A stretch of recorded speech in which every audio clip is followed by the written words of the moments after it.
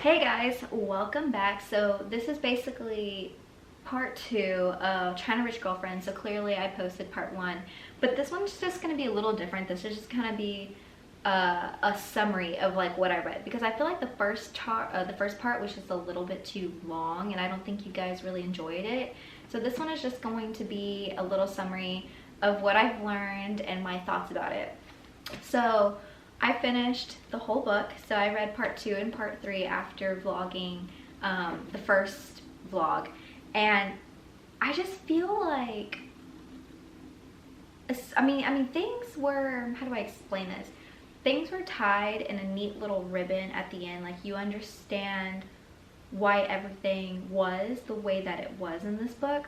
So that's nice. I don't feel like a lot of things were left unsaid, left unopened, except for one part, but it's at the very end, and it was with Henry and his dad. Why can't I not remember his name? I can't remember, but basically it was with the older generation, and they were at the cemetery basically celebrating Su Yi's parents. And everything was nice. They had lunch, and then basically Henry and I can't remember, why can I not remember the other person? Let me see if I can find it. Oh, Alfred. It was Alfred and Henry, and basically they exchanged like a letter, and I feel like that's going to lead into the third book, because that was the only thing that was left open for, you know, readers to like, okay, like what is going on. But okay, so other than that, I feel like this book had a very dramatic part in it, which, I mean, obviously this is gonna have spoilers. So Rachel at one point was poisoned, and that was like a great like plot twist. Like, what? She's freaking poisoned?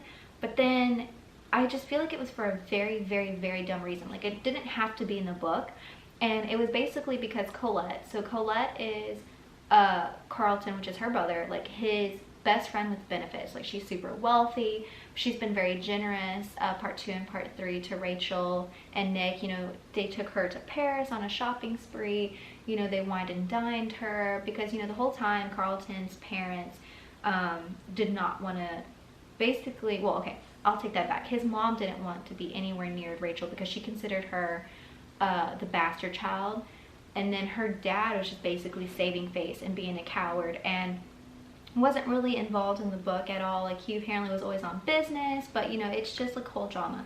But anyway, so Colette is in love with Carlton, and Carlton was, you know, he is, I guess, in love with her. Like, you know, he gets very jealous because she has all these suitors, with one being Richie, who he was actually the person who Carlton raced in the beginning, and obviously, like, the one girl died, another girl was in the hospital, and you know, she's just very dramatic. And there was one point where Carlton's parents got together and they got into a huge argument because his dad was considering, like, hey, you know, Carlton's being financially irresponsible. Like, he did all this shit in Paris.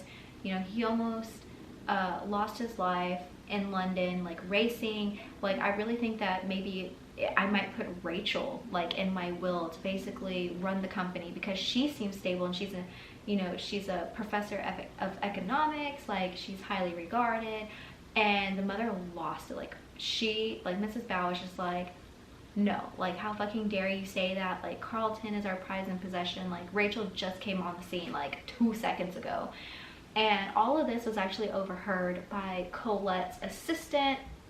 And her assistant's name is Roxanne. So Roxanne is like devious.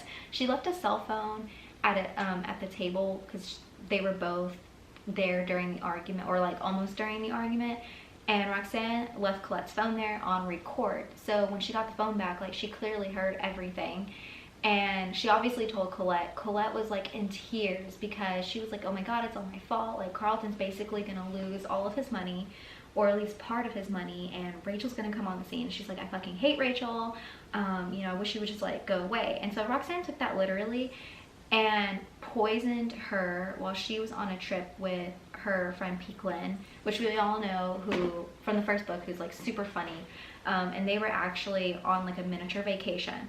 So Rachel ends up getting poisoned, and during the hospital scene, when Nick and part of his family were there, she gets this vase of flowers, and attached to it is a card, and it's like, never return to China, this is your warning, this is the type of poison that we poisoned you with, so tell the doctors and they'll be able to like reverse the effects. And it's like, what the fuck? And it turns out that it's from Roxanne. And I feel like this wasn't needed, just because the reasoning was so stupid. It was so stupid. Like, Colette was just upset, and her assistant took it upon herself to almost murder with poison. Like, it just doesn't make any sense. So I feel like that was very unneeded.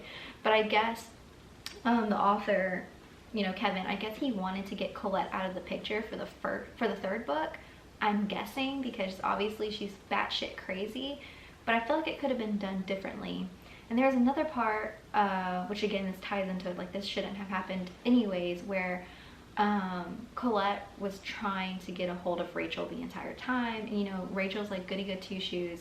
So of course she accepted, and you know, they went to a like a dinner place, like a reception area, and Colette's like apologizing, blah blah blah, and then she's like, hey, you know, now that you've accepted my apology, can you talk to Carlton, because I'm in love with Carlton. He's not answering me because of all of like, you know, everything that's happened. Like, you know, Roxanne's obviously fired.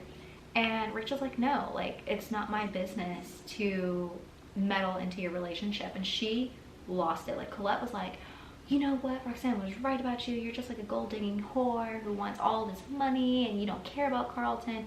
And the funny thing is that this was recorded, so this was like kind of funny, but it was all recorded, and it was all over like social media and stuff like that. And so basically Colette got like burned on social media. And then to top it off, like, this is funny, so this is Kitty. I love Kitty in this book. So there's not much of Kitty, but obviously, like, she's trying to grow, and we haven't seen much of Bernard, but this kind of ties in to Kitty's story. So we end up finding out that Bernard is actually living in LA, and he was trying to get reconstructive surgery on his face to look like Batman. Or what's his name, Christian Bale, and the doctor ended up hearing Kirsten Bell, like the actress, and so he ended up getting like basically a female face, and he then tried to get it, like, you know, redone to look like a man. And then apparently during this process he met a couple of women who are also getting reconstructive surgery, and you know, they were like super zen and like very healthy and like farm to table, and you know, nothing bad with that, but he took it to the extreme. And he took it to the extreme with their daughter Giselle. And so this is why Kitty's been hiding Bernard and Giselle. So one, Bernard stopped getting reconstructive surgery because he was like, this is my face and this is my life. And then second, he basically wouldn't let Giselle out of his sight, and it was always like, oh, she needs to do yoga, and she needs to meditate, and then, you know, she can only eat things that we grow because her body is special, and it's like her temple, and just like taking it to the extreme. And it's just, I just find it very funny. And so Kitty is like, I really don't like this life. Like, I'm living in less than a 3,000 square foot place in a middle class neighborhood. It's ridiculous. Like, I need to be in Hong Kong or Singapore, wherever, living my life with millions. And Giselle needs to, you know, come about in that dynamic, right? Like, she is royalty. Like, she's an heiress. Like, she's from a line of billionaires. And I didn't marry Bernard just to be in California with nobody. And so it's just all funny. And she ends up, basically, we kind of find out that, you know, she's been, how do I say this? So remember the first part where they were talking about that like 24 scroll thing, and Kitty ended up buying it for like so much fucking money, like over $100 million. And we end up seeing it in, I think, part 2 at Colette's resort-esque house, right? So they took Rachel and Nick to her house, and it's just like very, I mean, it's like, what, 30 acres of land, and it's basically like Colette's adventure park, like her own place. So like, it's basically like showing her that she's from she's from a class of billionaires. And during one of the scenes, she took them to like her like personal museum gallery, and on one of the walls Nick noticed that scroll painting was there, and he's like, wait, didn't Kitty buy that? And so you're like, wait, how, you know, Kitty did buy it, like why is it in Colette's house, and just like a whole bunch of things. And so we end up finding out at the end, where everything's, you know, breaking, that Colette's dad is having an affair with Kitty, and on top of that, that's like his actual girlfriend, and I think he's trying to get a divorce from Colette's mother, and he's basically like for sure gonna be with Kitty. And then at the end, Kitty ends up kidnapping her daughter Giselle from Bernard, and it's like all over the freaking news, right? Like cops are trying to get her, and she like got a private jet. People are like, where is this private jet from? And you find out that's from Colette's dad's company, and you're like, wait, what? That doesn't make any sense. And then towards the end, we find out that she basically is, you know, the girlfriend of Colette's dad, and that he's the one who's been supplying her his money to not only buy this painting, that's why it's in Colette's house, but he also bought her a house, which brings us to Astrid and Michael towards the end. So basically Michael's just a bitch. Like we all hate him basically. Like he's treating Astrid with like all types of abuse, like mental and almost physical. And Michael is like blaming Astrid for everything that's going wrong with his company. And there's one point where like he's like, you know, people are talking about how we have this condo and it's so small, like we need to upgrade. So he wants to get a house. And it turns out that Astrid's friend Domiela has a house available that's really huge, it's beautiful, it's really old, from the early 1900s. And Michael's like, I'm gonna buy it. And so Domiela's like, okay, let me talk to my family. So she does, and I think he's putting in like 74 million, and then he's like, no, let's do 80. And then Domiela comes back, she's like, I'm so sorry, but my family took your bid and basically leveraged it with another buyer, and that buyer bid like double, so like, you know, 160 million basically for this house. So now Michael's like even more upset at Astrid because he blames her for this. Like, why are you showing me this house if it's not even on the market, and blah blah blah. It turns out that Kitty, her, you know, person, Colette's dad, ended up buying it for her. So towards the end, not only did she, you know, save Giselle from Bernard's reign, but she also has this painting that's now being moved into her house. Now she also has this beautiful house. And the funny thing is that Oliver, the cousin of Astrid, or like the family member who was trying to get her the paintings, he actually was helping Kitty get the paintings. So very funny. Pretty much that was it. Like, we didn't really hear back from Rachel and Nick. Like, honestly, I know they're the protagonists of this whole book, but like they were barely into it. No character development. Well, no. I think the only character development was that Rachel just became more materialistic. Like, she ended up enjoying like pretty much everything, like the shopping spree in Paris. Peaklin took her to like a very nice resort, like a Four Seasons resort, and like we just kind of noticed that Rachel is more materialistic, which I find funny because in the first book, you know, she's always like, I don't care about the money, I don't care about this, but then she's over here, you know, spending money on things that clearly are materialistic, and Nick's kind of okay with it. Like, Nick's not really into it, or in the book, I should say. And so I don't know, I just feel like this book was all over the place, and it mostly, like, we got a lot of character development from Carlton and Colette, which is odd. I don't know.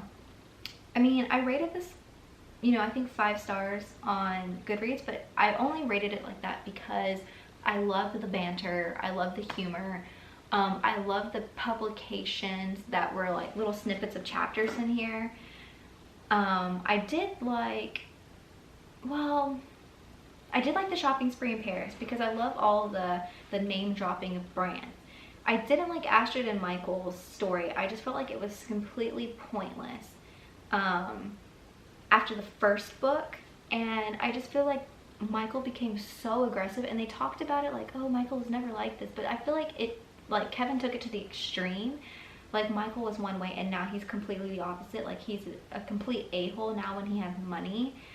And I just feel like after the strong character building of Astrid in the first book, I feel like for the majority of this, Astrid was just like, oh yeah, that's just Michael. Oh yeah, that's just Michael, that's just how he is. But that's not really like how Astrid would actually treat the situation, well, in my head, because of how they built her in the first book. So that was kind of weird. I did like Colette. Like, Colette was very blunt. She was very forceful, very powerful. I just didn't like the whole poisoning situation. Like, I feel like that was completely useless.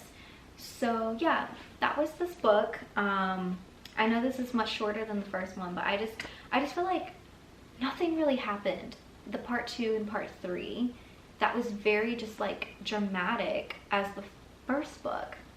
And you know, now that I'm thinking about it, I should probably redo my rating and make it like a 3. Just because like I did like the humor and stuff, but like the plot was weird. Didn't really care for it. Like, you didn't really see the grandmother Su Yi. Eleanor was not in part 2 and part 3, which I'm honestly quite surprised about that. But then again, Rachel and Nick weren't. Yeah, it was basically Kitty, Astrid, and Carlton. And I guess the Bows, Carlton's family. But the only thing I really liked was Kitty's upcoming. So I really hope in book 3 we focus on Kitty. And I don't know if we're going to focus on, I mean, I guess we're focusing on Rachel and Nick, but I don't really see what could happen other than her getting pregnant. And we'll see how that goes. But I feel like that's kind of weird in this series. I feel like, of course, she can get pregnant, but like, let's keep that towards the end. Like, you know, oh yeah, and Rachel and Nick got pregnant and they lived happily ever after, like in the very end of book 3. I don't know yet. Honestly, the next book that I'm gonna read is not gonna be the 3rd book from this, just because like I just feel like I'm just so unimpressed. But we'll see guys. We'll see when I pick up book 3. It might be in a year from now, or it could be 2 weeks from now, who knows. But I just was really kind of not feeling this book. And the funny thing is that the back of it, right, so the little summary, it's all about Rachel. And clearly the book is not all about Rachel. Like, this first part is literally just part 1, but like only 2 chapters worth. And then this is just like, this should not even be here. Like, it needs to have like Rachel, Astrid, Kitty, and I think Carlton, right? Like, this is very deceiving. So yeah, guys, kind of disappointed, but I don't know. I am gonna rate it a 3. But anyways, I hope you liked this vlog. As always, like the video. Don't forget to subscribe. I know that this was just a really blah book, but more to come, guys. I don't know the next book that I'm gonna read, or I don't know the next book that I'm gonna vlog review for, but it'll probably be a little bit before I vlog another one. But anyways, I hope you like this. As always, you can follow me on Instagram at Jessica the Austinite. I'll have it somewhere down here for you guys to follow. But yeah, I hope you're having a great day wherever you are. Bye.